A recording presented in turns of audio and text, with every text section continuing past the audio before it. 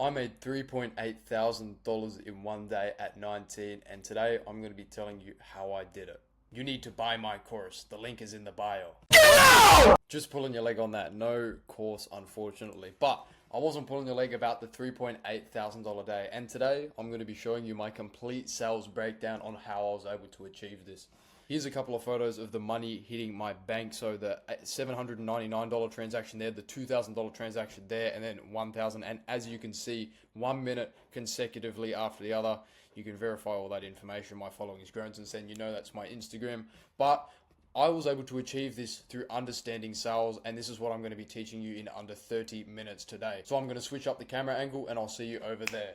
Hope you missed with a new camera angle. Going to be trying something different today. So with no further ado, let's get into this and let's actually get you guys understanding sales and how I actually made this $3,800 day. So first thing I had to take into consideration was why sales matters more than anything is if you were running a detailing business, you probably think you need more leads, but the reality is that most detailers leak money because they can't handle the leads that they simply already have. So it's not the ad's fault, it's not Facebook's fault, and it's not the dead town. It's that you don't know how to turn a curious hey mate into how much, and also into a locked in paying repeat client, because you need to realize that retention is king within your business. You need to be holding your clients. You need to be keeping your clients in the ecosystem / recurring, because there's no point of having a full detail. For example, you go out and do the detail and then you never see the client again. It's a dumb business decision because they've already given you money. You just need to give them another reason to give you more.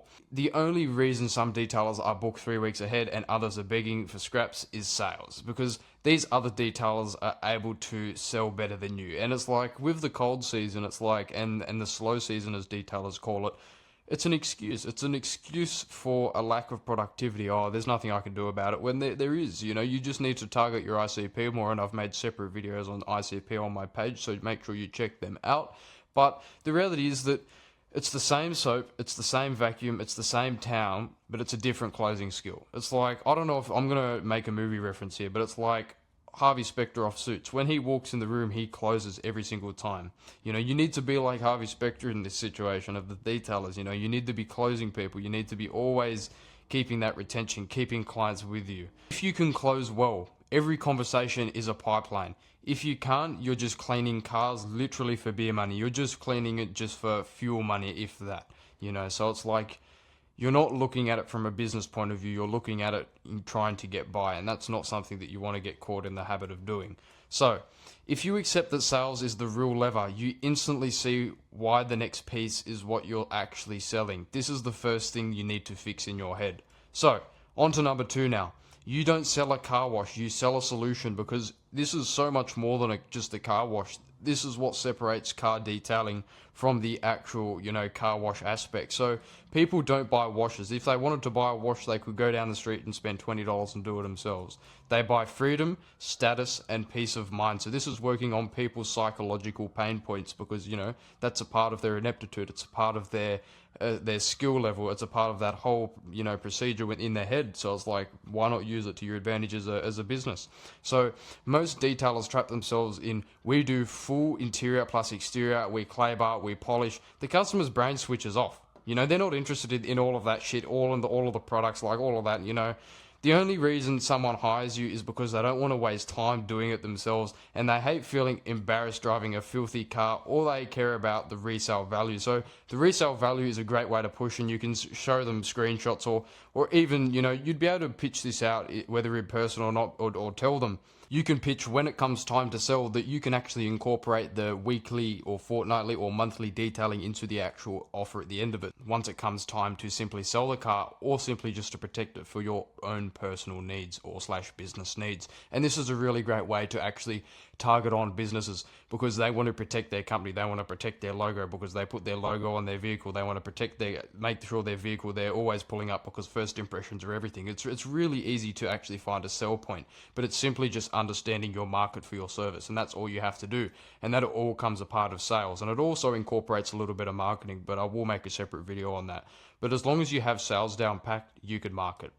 An example. So a busy tradie doesn't care if you're using chemical guys, Bowden Zone, Turtle Wax. He cares when he rolls up to the job site, his rig looks sharp and not like a paddock basher. So that's simply just like that, and the way that that has been worded for a tradie.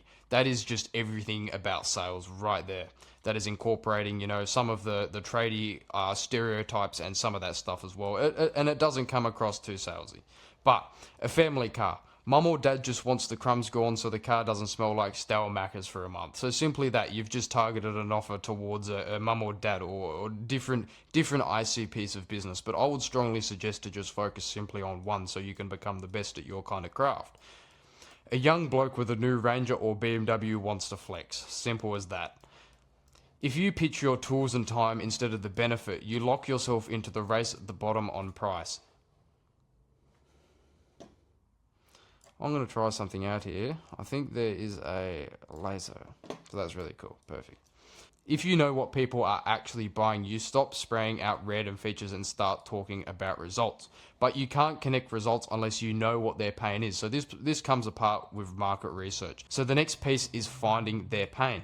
So dig up the pain, or you're simply guessing. You don't want to be, imagine yourself pointing a gun, and you're pointing a gun over there. I'll try and get that in frame. But you're pointing a gun over there and you're looking the other way. You're not 100% sure the shot's going to hit. Why would you blind yourself? You want to look at that gun when you're shooting it, It's going to be a lot more accurate. So, the strongest closers are simply great listeners. So you don't want to be on the phone to a client or in person and you're just rambling and you're going on, and it's really just going to switch them off. They want to... Basically, every paying client has a pain. They hate the mess, no time, care about resale, and don't want to spend Sunday with a vacuum hose because they obviously value their time more. So this is what you can incorporate into the actual offer. But if you don't get them talking about that pain, you are guessing. So people don't buy from guesswork. They buy when they feel understood. So too many detailers jump straight on the pricing. Interior, $200, mate. It's a dead deal. It simply is. You're flogging a dead horse. So instead, open really, really easy. You want to leverage the door slightly open before you barge through it. So how often do you get time to keep this fresh yourself? Something like that. What bugs you the most about keeping it clean? Oh, time, rah, rah, rah. And asking questions that are derived in a way to get the answer that you can kind of figure out that which one of your services is the solution to. It just simplifies the actual process. When's the last time you had a deep clean? Oh, I've never had a deep clean. Oh, well, funnily enough, we actually offer XYZ. Bang, you've just sold someone. The second they tell you why they hate doing it, that's your gold. So, why they hate doing it, that's your pain point right there. And we're going to get further down into the video where I've got basically a bridge analogy, and it's basically just connecting the points, but we'll get into it a little bit further down. But, example, mate, honestly, I just can't be stuffed doing it after a week on the tools. There it is. So now, you have what you need to make them feel heard. Number 4 now. So flying through this. Maybe even less than fucking 20, 30 minutes. So, 4. Prove you heard it. Trust builds the close. So it's all about rapport building. So repeating the pain back is a simple trust switch because they feel the resonation and the correlation between you and them.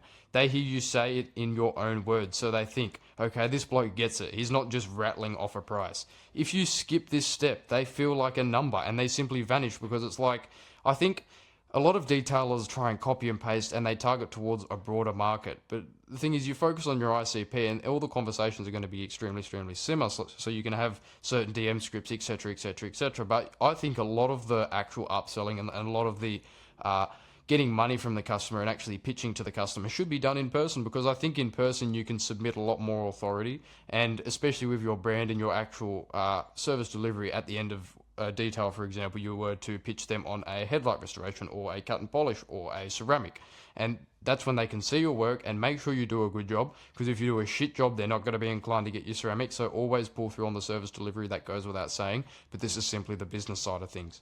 So, example, so you're smashed during the week and don't want to waste your weekend. Fair enough. That's what I can do. I can handle that for you. This isn't fake rapport. It's showing you I get your life, I know what you hate, and I'm your plug. I'm your guy. You know, your detailer's like your barber. You know, you dap them up. You know, it's that kind of, I guess, this is what you need to bring to the table as a detailer, because there's more than just the business side to it. You need to, I guess, Become a businessman. Become a fucking, become a G. Just become a fucking, a CEO, and people will respect you for that. It's a business at the end of the day, so you can't be bitching around here.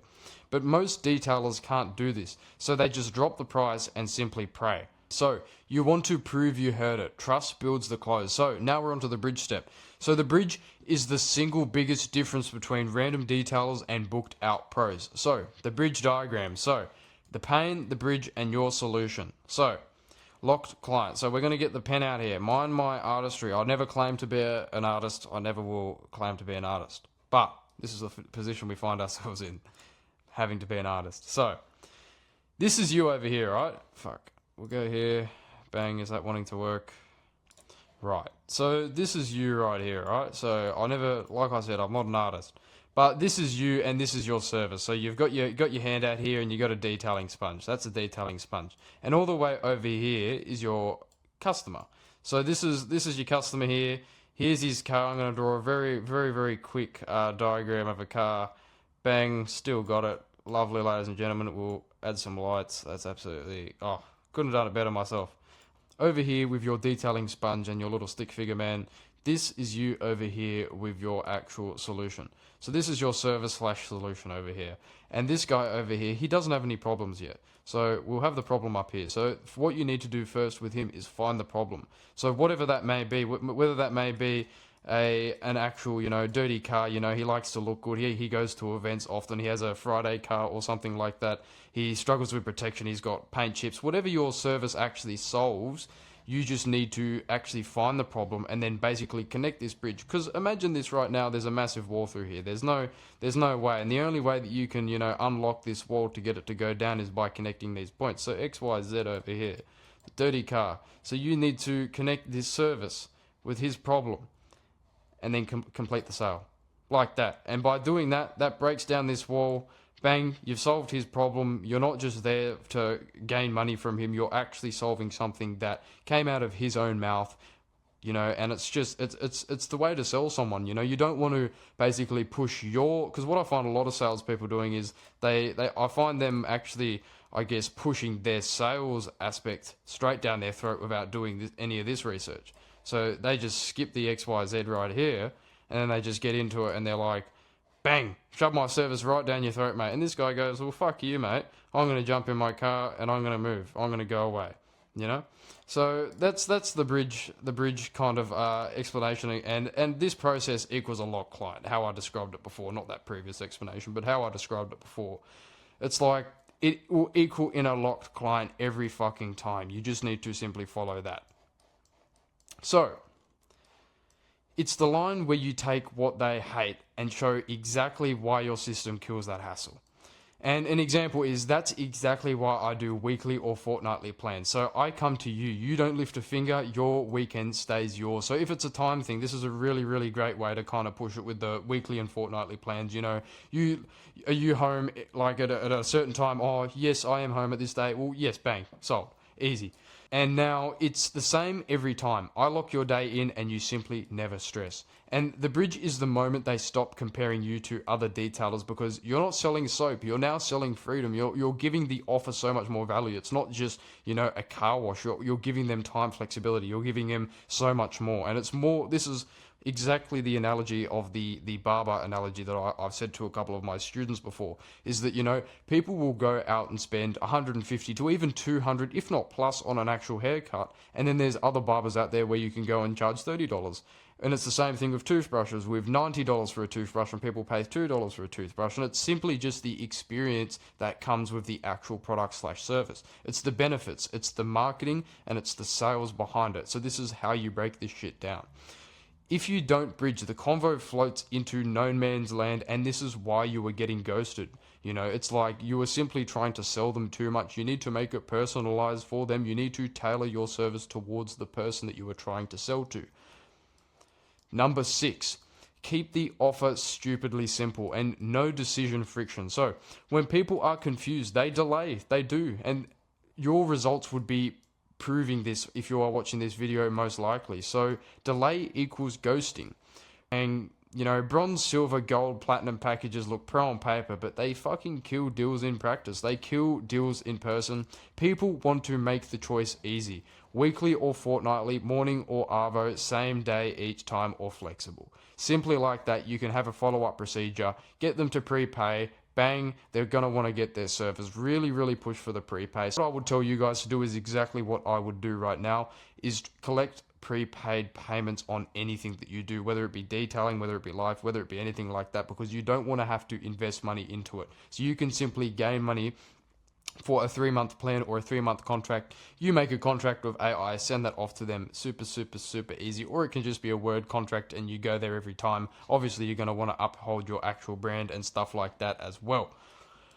But they want 1 plan and 2 easy slots. No friction, and they nod yes. So you want to get them on a yes rolling conversation. So I want you to get on a yes roll with these clients. So I want you to start, conversing with them and building a relationship with them. It's, you do want to build some sort of a friendship with your clientele when you work with them. 100%. I agree with that.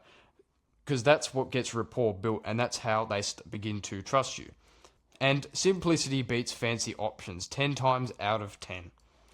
Number 7 now. So posture. So this is price protection. So you could have the best soap, the best fucking vacuum cleaner, the best perfect pitch, you will blow all of it if you beg, if you simply beg for them to take your service. So posture means you sound busy, selective, and in control. It's creating scarcity and using FOMO. FOMO stands for fear of missing out. So when you chase too hard, you look desperate. They push for discounts or store the actual detail. When you posture up, I only run a few VIPs so I can keep the quality tight, mate. No rush jobs, and your price stands. So this is important. This is really, really important. This is going to be like, oh, can I get a discount, mate? No. This is my service. This creates scarcity. I don't want you. You want me. But you don't have to say it like that, but this is what is going to happen inside of their brain. You want to basically be able to predict their response by your question, because it's like, all of you speak English, but do you truly know how to use the language correctly? Most people trust the detailer who sounds booked out, not the guy begging to do one-offs for fuel money. It's ridiculous. If they sense your posture is strong, they pay the premium because they feel that they are buying trust rather than, just simply giving up their money, giving up their, hard-earned cash or card. Whatever it is nowadays. It's that many fucking things. Crypto, fuck. 8. Objections equals normal. You don't need to flinch. You don't need to get scared when someone's like, oh, well, I don't know if it's for me, mate. Why isn't it for you? Why do you feel that way? What are some of the, the obstacles that you face in your mind? Or not, don't word it like that, because you'll probably get, you'll probably get blocked. But you get the intention behind it. Objections are built into every single conversation, subconsciously or consciously, whether you realize it or not. They don't mean no. They mean prove it's simply worth it. And rookie crumbles. They drop the price, they stutter, and they freeze because they get in their own head about, oh, I'm going to have to ask this guy for money. You don't overthink it, and it won't fucking worry you. And real closers see this as a green light. It's like, too much, break it down. $5 a day to protect your 60k rig and your weekend. It's stupid. Think about it. All good. I keep my slots tight, so quality stays up. Want me to hold you a spot? And this will be like yes or no, and it sets the scarcity. But it's like, you need to set a time onto this. Or it's like they would just think this offer, he's just trying to sell me. Create a time, create scarcity, post it on your page, Be authentic with this shit. I'll just do it myself. Respect, man, but be real. You reckon you'll get around to it next Sunday? This is creating like, yeah, probably not. Just come and do it, bang. These are just a couple of examples that you can use, and it just gives you kind of an idea on the actual process and the kind of place that your mind needs to be when you're dealing with one of these situations, because objections are extremely common in sales. In any sales, you're going to have to go through objections whether you like it or not. So simply getting good at them. It's like having a debate, for example. If you're debating with someone, if you're debating with a family member, what's the core fundamentals? I know breaking it down, but if you have someone that you're comfortable with and you disagree on something, and it's like simply those fundamentals, apply them to sales a little bit, but just simply not with the animosity and the not necessarily malice intent, but animosity for sure, if it is a disagreement rather than a debate. But when you hold the frame calm, people feel you are legit. And Most objections are simply just fear. Your job is to prove that it is simply safer to say yes, because you want them to start beginning to fear the answer, them saying no with you, because they're going to miss out. You're not physically threatening them or making them fear that. Let me reiterate. Right, now on to number 9. You want to close calm, like a normal life. Closing isn't a dramatic pitch for fireworks. It's simply what happens next. And weak closers overtalk, say, do you want to maybe book in with me? Pussies, bruv. Good closers treat it like booking a trim. Sweet, same day each fortnight. Morning's good for you, with authority, with presence, with conviction. Simply, that's all you have to do. The less of a big deal you make out of it, the less of a big deal they feel it is. So you can actually bring on this, you can fuck up a sale. It's really not that hard to. And it's like, if you don't know these steps and what not to do, you're going to fuck it up. If you did everything right up to here, the close is the easiest step. It becomes one of the most simple procedures within your business. And number 10, on to the final step now. So rebook or you're always hunting. And the difference between a $500 week and a $2,000 week is simply repeat slots. It's actually creating retention within your business and actually having these recurring payments, because, you don't want to just be doing these once-off full details, once-off interior details, once-off headlight. Get them fucking booked in. If they got your service once, they're going to want to fucking spend again. You need regulars locked in before you chase new blood. So you want to be, you want to eat the food on your plate before you go and order some fucking Uber Eats, or you go and eat you go fucking rack into the fridge, or your mum's going to belch you, or your dad's going to fucking belch you and throw you off the deck or some shit, or, whatever that may be. Or you might be moved out. So you might just be, hold yourself accountable, you fuckers. Always end a job with same slot next fortnight. I'll lock you in. Saves you and me the hassle. The detailers who rebook religiously stay full, and the ones who forget simply stay broke. So what you need to do, so those are the 10 steps.